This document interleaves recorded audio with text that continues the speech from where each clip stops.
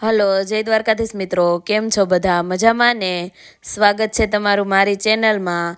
આજે બનાવ્યા છે મસાલા પાઉં.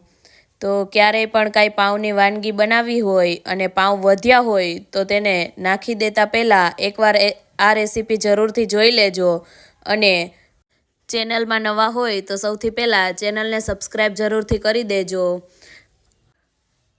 ખૂબ જ ટેસ્ટી મસાલા પાઉં બનીને તૈયાર થાય છે, તો એકવાર આ રીતે જરૂરથી ટ્રાય કરજો. રેસીપી શરૂ કરતાં પહેલાં વિડીયોને લાઇક અને શેર કરી દેજો. તો ચાલો રેસીપી શરૂ કરીએ. સૌથી પહેલાં આ પાઉં વધેલા છે તે લઈ લીધા છે.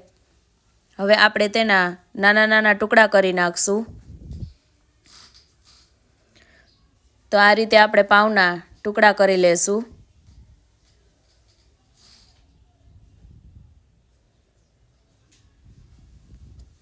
બધા પાઉંના આપણે ટુકડા કરી લીધા છે. આ રીતે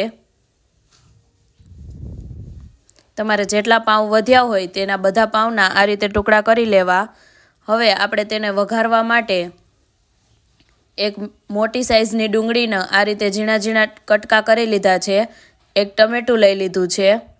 થોડુંક આદું ખમણીને લઈ લીધું છે. અને એક મરચાંની કટકી કરી લીધી છે. તો હવે આપણે મસાલા પાઉંને વઘારી લેશું. તો સૌથી પહેલાં એક કડાઈમાં તેલ મૂકી દઈશું. તમે આને બટરમાં પણ બનાવી શકો. જો તમને બટરમાં ભાવતું હોય તો તમે બટરમાં બનાવી શકો.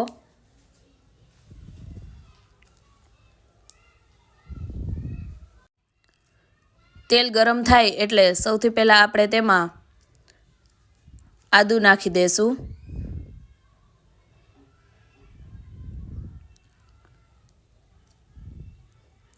ત્યાર પછી જે મરચાંની કટકી કરેલી છે તેને નાખી દઈશું.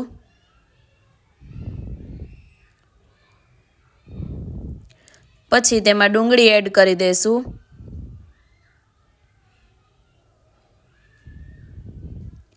ડુંગળીને થોડીવાર માટે ચડવા દઈશું.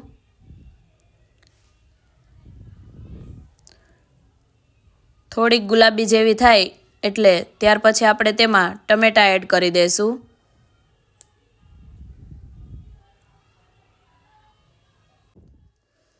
હવે તેને 2 થી 3 મિનિટ માટે ચડવા દેશું. ત્યાર પછી આપણે તેમાં બધા મસાલા એડ કરી દઈશું. તો સૌથી પહેલાં અડધી ચમચી જેટલી હળદર, પછી ગરમ મસાલો,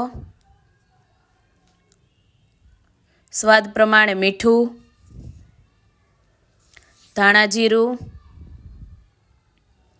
અને લાલ મરચું પાવડર એડ કરી દઈશું.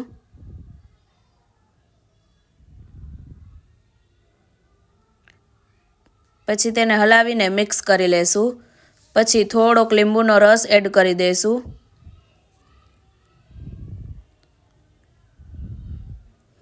હવે આપણું ડુંગળી ટમેટુંને એકદમ ચડી ગયું છે, તો જે પાઉંના ટુકડા કર્યા છે તેને એડ કરી દઈશું.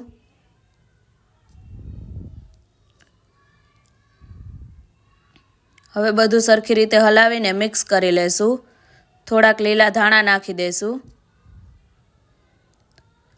તમે આમાં ટોમેટો કેચઅપ નાખવો હોય તો પણ એડ કરી શકો છો.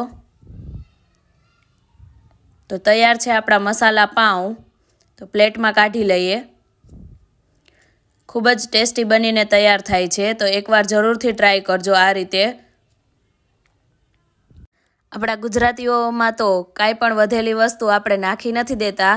તેનું આ રીતે કાંઈક ને કાંઈક બનાવીને તેનો સદુપયોગ કરીએ જ છીએ. તો તમે પણ આ રીતે બનાવો અને ઉપરથી આપણે થોડી સેવ નાખી દઈશું. ખાવાની ખૂબ જ મજા આવે છે. તો જરૂર ટ્રાય કરજો અને કમેન્ટ કરીને જણાવજો કે રેસીપી કેવી લાગી. અને વિડીયો ગમે તો લાઇક અને શેર કરવાનું ના ભૂલતા. અને આવી ગુજરાતી અવનવી વાનગીઓની રેસીપી જોવા માટે અમારી ચેનલની એકવાર અવશ્ય મુલાકાત લેજો. અને ચેનલમાં નવા હોય તો સબસ્ક્રાઈબ પણ કરી દેજો.